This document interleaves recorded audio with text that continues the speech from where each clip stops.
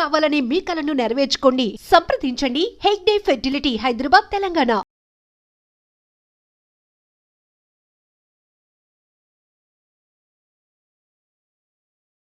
అడుగుతున్నారా అన్న జనాలు ఏంటి చాలా రోజుల తర్వాత మళ్ళీ కొంచెం టైం పట్టినట్టుంది ఓటీటీ ప్లాట్ఫామ్లోకి సిరీస్లోకి రావడానికి నేను రావడానికి అలా ఏం అడగలేదు నన్ను. బట్ డెఫినెట్గా ఇప్పుడు అడుగుతారేమో, బికాస్ హోమ్ టౌన్ చూసిన తర్వాత అడుగుతారన్న నమ్మకం అయితే నాకుంది. ఎందుకంటే డిఫరెంట్ క్యారెక్టర్ నేను పర్ఫామ్ చేయడానికి అది చేయడం వల్ల నేను హోమ్ టౌన్ చేసేటప్పుడే లిటిల్ హార్ట్స్ అని ఇంకో సినిమా వచ్చింది నాకు. హోమ్ టౌన్ డైరెక్ట్ చేసిన అతను బైరాగి ఫిల్మ్స్ అని ఉన్నాయి, మన ఆదిత్య అని, ఆయన సినిమాలోకి నన్ను క్యాస్ట్ చేసుకున్నాడు. ఏది హోమ్ టౌన్ చూసి హోమ్ టౌన్ లో షూటింగ్ జరుగుతున్న టైంలో. బాగుంది. యాక్చువల్గా ఇంకో ఇంట్రెస్టింగ్ ఎలిమెంట్ చెప్పనా, 90s వచ్చింది ఫస్ట్ నాకు సుమకి, మా ఇద్దరి దగ్గరకు వచ్చింది. ఆ టైంలో అనుకోని కారణాల వల్ల ఏవో మాకు ఉన్న ప్రీ ఆక్యుపైడ్ దీనివల్ల చేయలేదు కదన్నా. మీ కాంబినేషన్ సుమా నేనా అంతకుముందు ఎప్పుడో చేసాం. ఇప్పుడు ఈ మధ్య ఏం లేదు ప్లానింగ్ ఉందా ఏమన్నా సిరీస్ మీ అబ్బాయితో కలిపి? అలాంటిది ఏం లేదు, ఏమైనా వస్తే చూడాలి. మనకైతే యాక్చువల్లీ మీ అబ్బాయి సినిమాలో ఫాదర్ క్యారెక్టర్ బాగా పండింది అని చెప్పి మీరెందుకు అన్న చేయలేదు? అలా ఏం కాదు, అంటే ఆ టైంలో నేను బిజీగా ఉన్నాను ఏదో సినిమాలు చేసుకుంటూ. అండ్ వాళ్ళ క్యారెక్టర్కి వాళ్ళు సరిపోతే బాగుంటుందని ఆ డైరెక్టర్ ఫీల్ అయ్యారు. ఎందుకంటే ఇప్పుడు ఆల్ డిపెండ్స్ ఆన్ డైరెక్టర్ కదా. ఎలా ఇప్పుడు వాళ్ళకి తెలియదు నేను ఆ డైలెక్ట్ అంత బాగా మాట్లాడతాను లేదు తెలియదు కదా ఆ డైరెక్టర్. సో దానివల్ల న్యాచురల్గా అతను ఇదేమంటారు మన స్క్రూటినీకి వెళ్ళి ఆడిషన్స్లో వాళ్ళని సెలెక్ట్ చేసుకున్నారు. సో ఆ టైంలో అంటే ఆ క్యారెక్టర్కి తగ్గట్టుగా అనుకున్నారు. ఇప్పుడు ఫ్యామిలీ ఎమోషన్స్ సీరియస్ ఇది కొత్త జోనరా? నాకు అలా ఏం లేదు, ఇది అలాంటిదే ఇంచుమించు.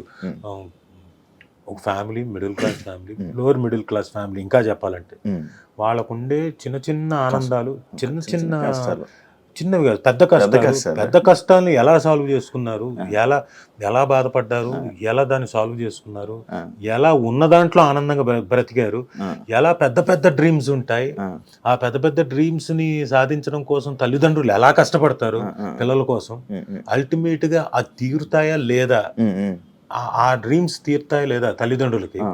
అలాగే ఈ పిల్లలు తల్లిదండ్రుల తాలూకు ఆ డ్రీమ్స్ని లాగా తల్లిదండ్రుల తాలూకు డ్రీమ్స్ని ఆ డ్రీమ్స్కి వీళ్ళు కోఆపరేట్ చేస్తారా లేదా, మీ డ్రీమ్స్ మీదే మా డ్రీమ్స్ మావే అంటారా లేదా, ఇవన్నీ మీరు ఏప్రిల్ 4వ తారీఖున ఆహాలో ఖచ్చితంగా రిలీజ్ అవుతోంది హోమ్ టౌన్, చూడండి అప్పుడు తెలుస్తాయి మీకు అన్ని. అన్న బెండకాయ తింటే తెలివితేటలు వస్తే ఎంతవరకు అన్నా మీ స్టడీస్ మొత్తం?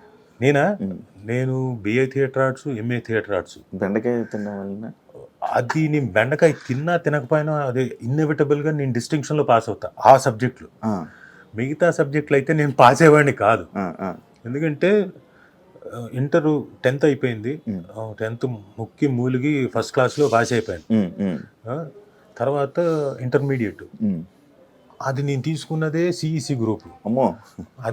అది కూడా నేను వేస్టే, నాకేమి కుదరదు, ఎటువైపు నుంచి చూసినా నా వల్ల కాదు. అందులో ఎకనామిక్స్, సివిక్స్, కామర్స్ ఇవి నా వల్ల కాదు, అవ్వదు. ఏదో వెళ్ళేవాడిని కాలేజ్ దాకా, ఏదో సర్టిఫికేట్ కావాలి అంతే. దానికోసం వెళ్తే పక్కన మాకు స్కైలైన్, స్టెర్లింగ్ ఉండే థియేటర్, అక్కడికి వెళ్ళిపోయి ఇంగ్లీష్ సినిమాలు చూసేవాడిని. క్లాస్లోకి వెళ్ళేవాడిని కాదు, మధ్యలో మాత్రం అప్పుడప్పుడు అటెండెన్స్ ఉండాలి కాబట్టి అలా వెళ్ళి వచ్చేవాడిని. సో మొత్తానికి ముక్కి మూలిగి 2nd క్లాస్లో పాస్ అయ్యాను. నా కోసమే అన్నట్టుగా తెలుగు యూనివర్సిటీలో first time BA theatre arts అనే కోర్స్ పెట్టారు.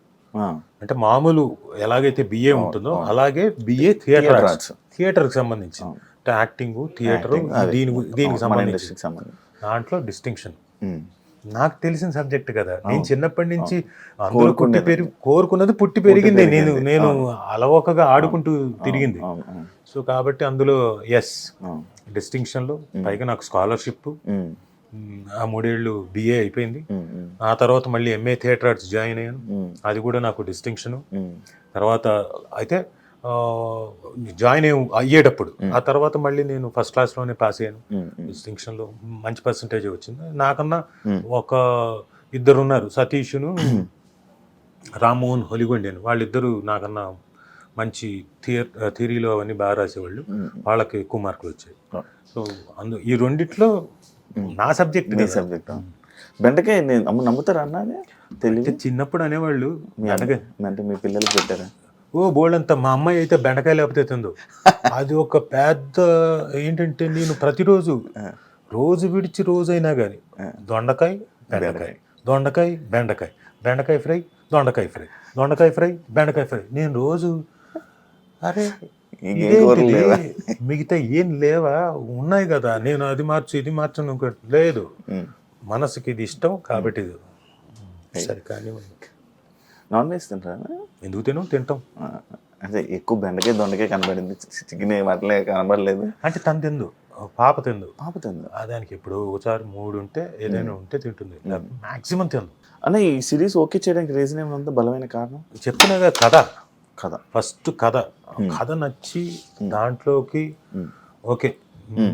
నాకు కూడా ఒక డెఫినెట్గా మళ్ళీ అంటే మధ్యలో నీ లావ్ అయిపోయింది చెప్పాను. ఒక 4 నెలలు మా నాన్న చెప్పిన మాటలు గుర్తొచ్చి, తిండి తినకపోతే ఎట్లారా, రుచులు తెలియకపోతే ఎలా తినాలి రుచులు అంటే, సర్లే జీవితంలో కష్టపడ్డాం, దెబ్బలు తిన్నాం, చాలా చేసాం, ఇంకా తిన్నాం అని చెప్పేసి నాకు ఇష్టమైనవన్నీ, పప్పుల దగ్గర నుంచి, కూరల దగ్గర నుంచి, నాన్ వెజ్ క్రీమాల దగ్గర నుంచి, రసాల దగ్గర నుంచి, చారుల దగ్గర నుంచి, నా ఇష్టం ఏవైతే ఉన్నాయో అన్నీ చేయించుకునేవాడిని. 1, 2, 3 వాయిలు పీకేవాడిని. ఆ తర్వాత అది అంటే ఫుల్గా తినేవాడిని. మంచి ఫుడ్ అన్న. నేను బాగా ఫుడ్ అంటే అది కూడా తర్వాత అంటే మా నాన్న పోయిన దగ్గర నుంచి బాగా పెరిగింది. ఎందుకంటే ఆయన విపరీతమైన ఇష్టం. ఆయన పోకముందు కూడా 4 రోజుల ముందు కూడా నాకు కీమా కావాలి, బాగా బాగా వేయించి ఉండాలి, సరే. నాకు మిరియాల రసం కావాలి, ఓకే. నాకు ఐస్ క్రీమ్ కావాలి, అది ఇవ్వనని నేను, నాకు కావాలి, నాకు కావాల్సింది నువ్వు ఇవ్వనంటావేంటని. నాన్న తినకూడదు, షుగర్ ఉంది నీకు, ఏం పర్లేదు, నాకు కొంచెమే తింటాను, సరే అని వీళ్ళకి పని వాళ్ళకి చెప్పి కొంచెం ఇవ్వండి అని చెప్పి ఆయన ఫుడ్. ఆయన పోయిన తర్వాత ఏమనిపించిందంటే అప్పుడు చెప్పేవాడు, ఒరే అంతా కష్టపడి చేసేది చివరాఖరికి వచ్చి రుచికరమైన ఫుడ్ తినడానికి, అది ఎంజాయ్ చేయడానికి నీ లైఫ్ నువ్వు పరిగెడుతున్నావు. ఆల్రెడీ పొద్దుటి నుంచి సాయంత్రం వరకు నువ్వు పరిగెడతావు, రాత్రి వరకు. నీ ప్రొఫెషన్లో పొద్దున వెళ్తే రాత్రి అవుతుందో మరుసటి రోజు అవుతుందో తెలియదు, పరిగెడుతున్నావు, కష్టపడుతున్నావు, వెరీ గుడ్, చెయ్యి, కష్టపడాలి. మనిషి అన్న ప్రతి వాడు కష్టపడాల్సిందే, ఎవడి ప్రొఫెషన్లో వాడు కష్టపడాల్సిందే. ఈ రోజు కష్టపడ్డాం కదా అని చెప్పేసి రేపు కష్టపడకుండా ఉండలేము. పొద్దున మళ్ళీ తెల్లారిందా మళ్ళీ కష్టపడటమే, వెళ్ళాలి, మళ్ళీ వెళ్ళి నీ పని నువ్వు చూసుకోవాలి. అయితే ఈ మధ్యలో మాత్రం నువ్వు తింటావు చూడు, అది కొంచెం ఎంజాయ్ చేసి తినడం నేర్చుకోరా, అవి మన రుచులురా. దాన్ని మనం ఎంజాయ్ చేయకపోతే ఇంకెందుకురా, చిన్న చిన్నవేరా మనం ఎంజాయ్ చేసేది, ఫుడ్ ఇలాంటివే, పెద్ద పెద్దవి కాదు. సో ముందు ఆ చిన్న చిన్న ఎంజాయ్మెంట్స్ తెలుసుకో. ఫుడ్ చాలా ఇది షడ్రుచులు, నువ్వు ఎంజాయ్మెంట్ అది రుచులు తెలిస్తే కదా నువ్వు యాక్టింగ్ కూడా బాగా చేయగలుగుతావు, నవరసాలను కూడా బాగా పలికించగలుగుతావు. అంటే అవును కరెక్టే కదా, ఇంతకాలం పరిగెత్తాను, కడుపు మార్చుకున్నాను, ఏవో తినాల్సింది కూడా గబగబా మింగి వెళ్ళిపోయాను, కూర్చొని నమిలి మింగితే ఆ ఎంజాయ్మెంట్ వేరు కదా అనుకొని ఆయన పోయిన తర్వాత ఐ స్టార్టెడ్. బిజీ లైఫ్లో ఇంకంతే కదా, ఎప్పుడు తినేసి ఎప్పుడు వెళ్ళిపోదాం, ఇట్లా తీసుకొని 5 నిమిషాల్లో అయిపోయేది నా భోజనం. అది మార్చుకున్న స్టైల్. 20 ఫాస్ట్గా తినేయాలంటుంటారు కదా అన్న తిండి దగ్గర. 22 సార్లు 32 సార్లు నమలాలంటారు ఒక ముద్ద ఎవరైనా కానీ. నాకు వీళ్ళుపోయి వాళ్ళు పెద్దలు చెప్పింది కాళ్ళు తడి ఆరే లోపల ఫస్ట్ అబ్బాయిలు ఫాస్ట్ తినేయాలి. పొరపాటును కూడా కాదు.